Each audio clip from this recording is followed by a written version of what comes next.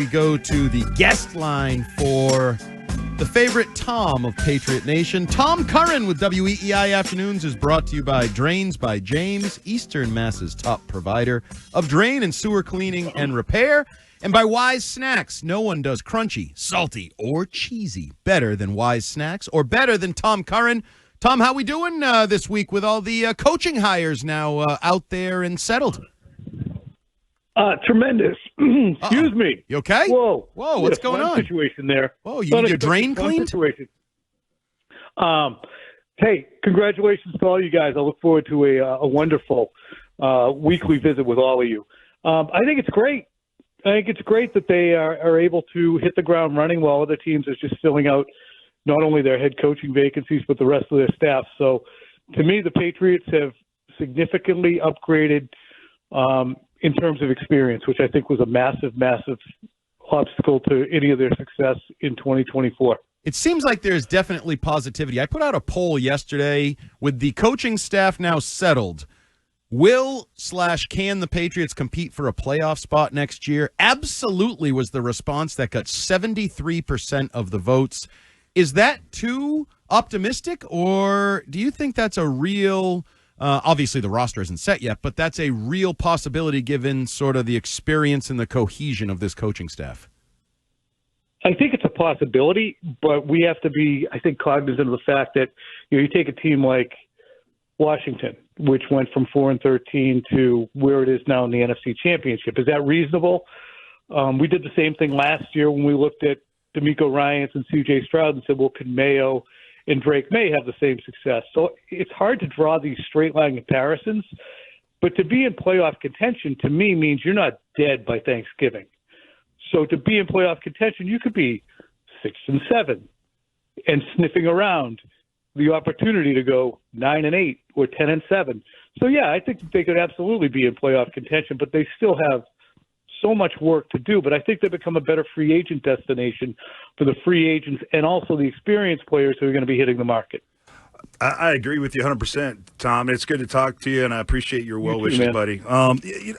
Your thoughts on Josh? Look, I'm happy with Josh McDaniels coming here. I think he's coming back here. I think he's an excellent offensive coordinator. He's never worked with a quarterback quite like Drake May in his skill set and what he can do. And Andy's been talking, Tom, a little bit about kind of things that Josh maybe did this past season, not being out of coaching, maybe studying the college game a little bit more and bringing some of those philosophies with him to Coach Drake May. But just your overall thoughts of Josh McDaniels working with Drake May. I spent a long time talking to Brian Hoyer Monday, and he just kept referring back to Josh. And I think and I talked to Phil Perry today for my podcast about how will they implement the run game with Drake May, which obviously is a huge component of his skill set. And Phil said, you got to look back, and this is why I think Josh is such a great coordinator. 2018, they pivoted completely from the 16 and 17 style of being more wide open to being a, 3 running back with James White, Rex Burkhead, and Sony Michel, tight end, slot receiver-centric team. 2020 with Cam Newton, could barely throw overhand at that time. They basically went to kind of a high school offense. They had 8 touchdown passes from Cam, 12 rushing touchdowns. He ran the ball 9 times a game. So you're not going to ask Drake May to do that. And then the next year you pivot back to 2021, the elements of the Brady offense that they were able to do with Mac Jones and get him to a point where, with a lot of training wheels and guardrails on him, where he could run an offense in a particular way and make decisions at the line of scrimmage, which in 2022, when that went away, that's when Mac was like, well, why are we doing it this way? Last year it was easier for me to make changes and do things. Now I can't audible or anything.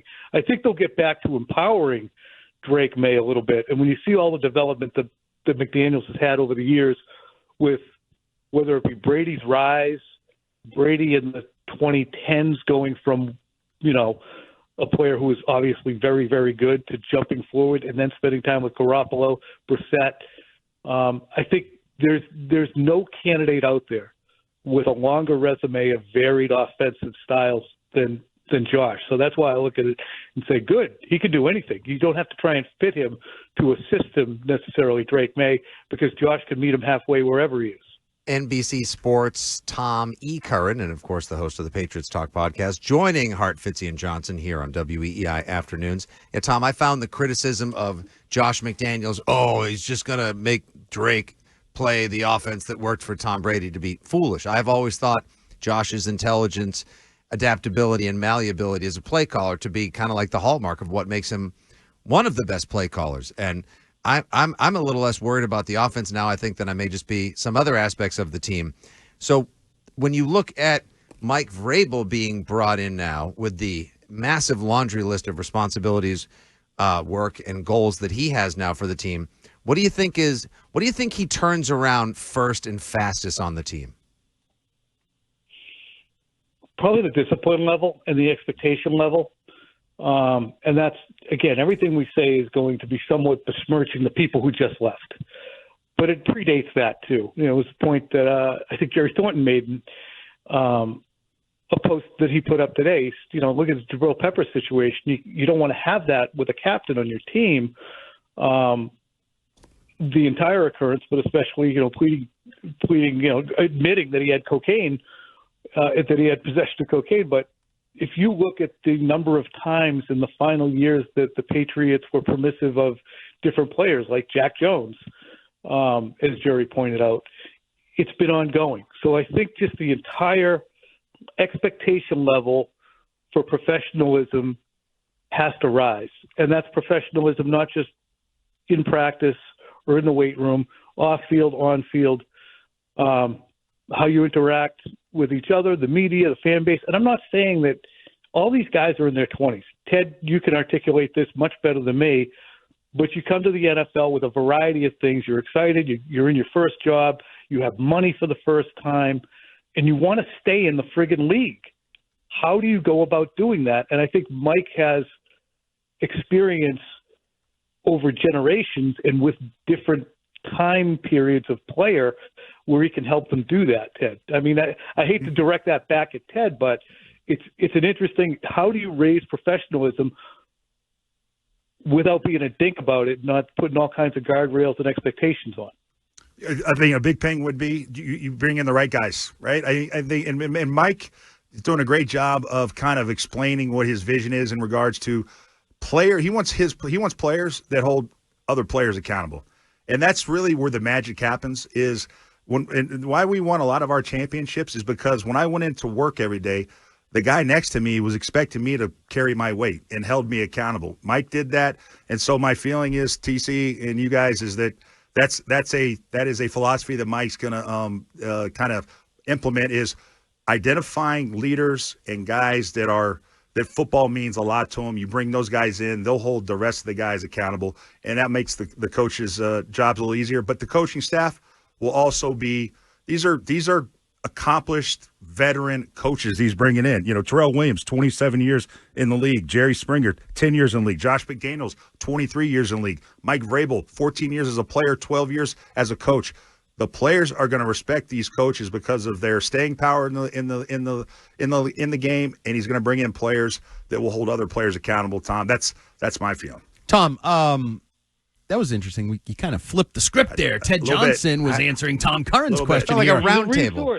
Yeah, that's how we do it on TV. WEEI Afternoons. What should we? You've talked about Josh McDaniels, the offense. We'll figure out where that goes with Drake May. Defensively, what should we expect? I mean, I hear things out of Detroit that they were aggressive and violent on the defensive line under Terrell Williams, and I think there's pretty good talent on the defensive line here when you look at Keon White and Christian Barmore if he's healthy. But what kind of a defense in this early point in the process between Vrabel and Terrell Williams do you think we'll be looking at? That's what's interesting, because I look at the linebacker level of the Patriots defense, and it needs to get better. Yeah. I look at guys like Juwan Bentley. He's an accomplished player. He's a smart player. He probably plays faster than his timed speed because of his knowledge and understanding.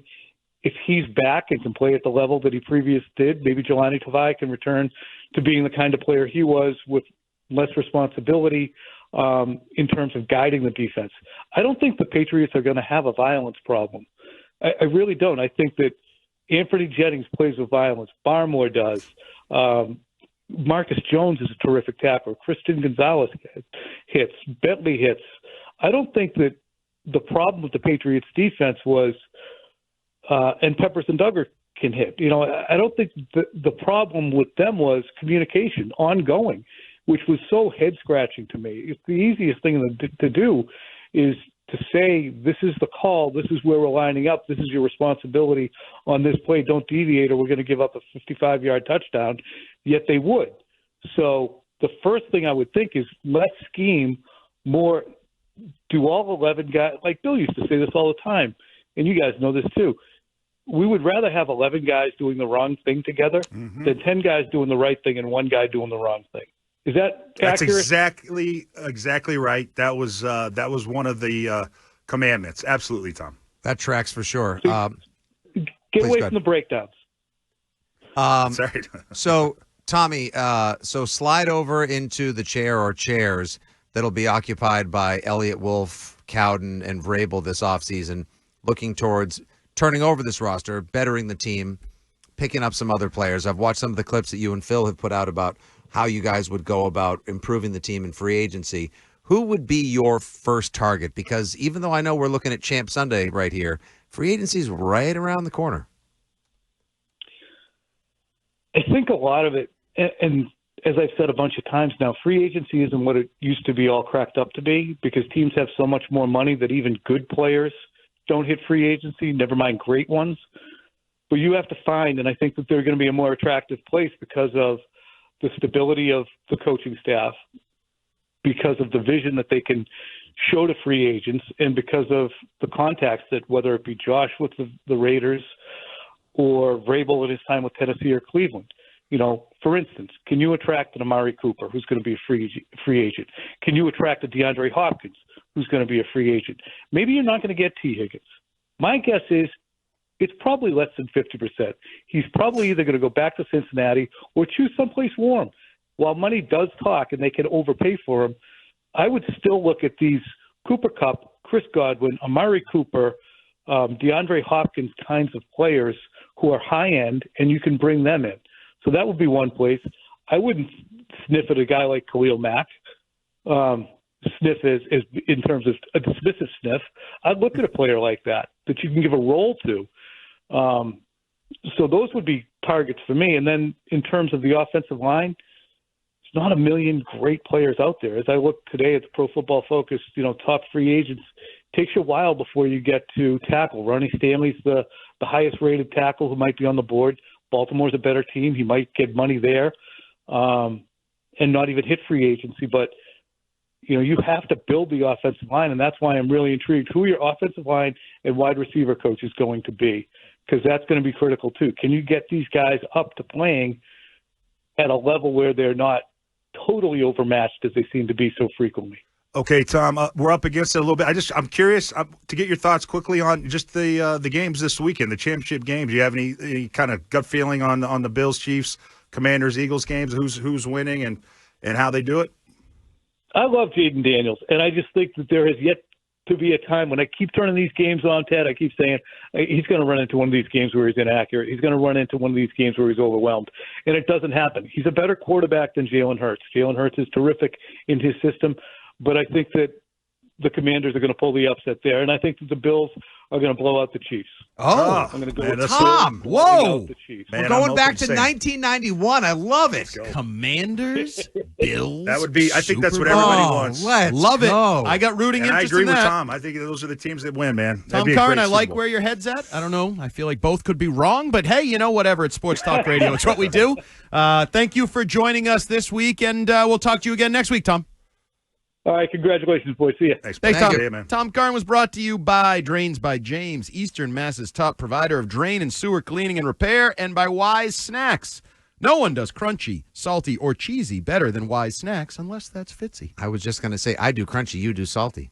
No, you do cheesy. I've seen your act. Oh. Many times. WEEI Afternoons. I don't just go to commercial and insult me on the way. That's what I do. I want to go out at the He gets the last word every second. Last word. I have to. The lousy part about this. By the way, Tommy Curran, did the confidence with which he offered his prediction give everyone a little jolt for bit. I love it. Gave it to Getting me. here right now. No, I absolutely love it. I'm I don't all think it's going to excited. happen, but I love it. Well, why'd you have to- WEEI Afternoons chugs right along, and we're going to get to some of what just Tom Curran talked about.